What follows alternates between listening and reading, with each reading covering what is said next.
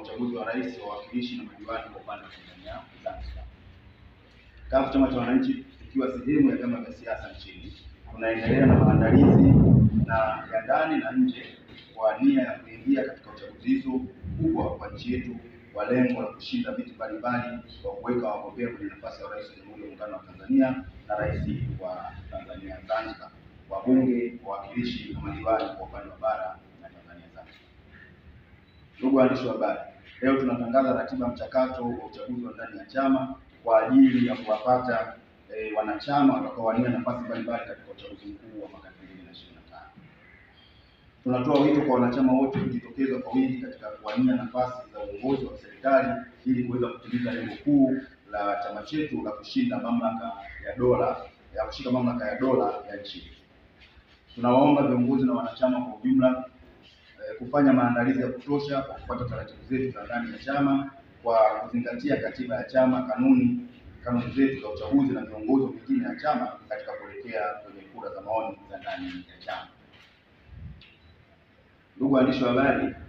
tunajua ya kwamba malalamiko yetu ya msingi bado hayajafanyiwa kazi ipasavyo, ikiwemo suala la madai ya katiba mpya na tume huru ya uchaguzi, lakini jambo hilo halitufanyi tuache kuingia katika uchaguzi mkuu, kwani kwa kufanya hivyo ni sawa na kumwachia shamba la miongo uhuru. Chama chetu kitaendelea kupigania na kupatikana kwa katiba mpya na tume huru ya uchaguzi mpaka pale tutakapofanikiwa, kwa kuwa swala hilo sio la maslahi ya chama bali ni maslahi na ustawi wa taifa letu na Watanzania kwa ujumla. Ndugu waandishi wa habari, tunatoa rai kwa Rais wa Jamhuri ya Muungano wa Tanzania Mheshimiwa Samia Suluhu Hassan atumie fursa hii ya uchaguzi kuthibitisha kwa vitendo dhamira yake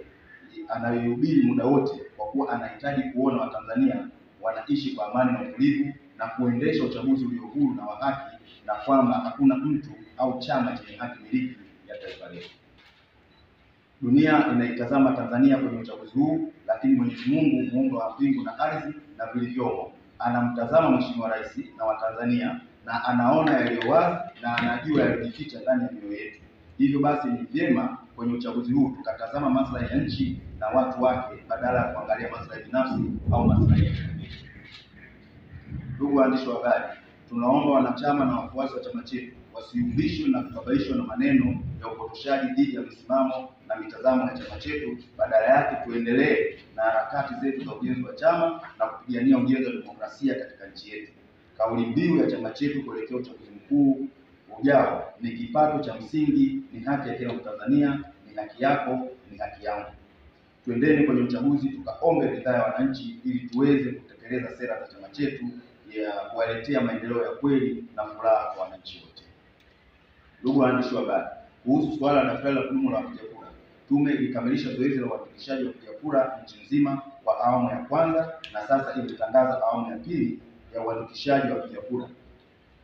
Wito wetu kwa wananchi wale ambao hawakupata nafasi ya kujiandikisha kubadili au kuhakiki taarifa zao, basi wajiandae na waende kufanya hivyo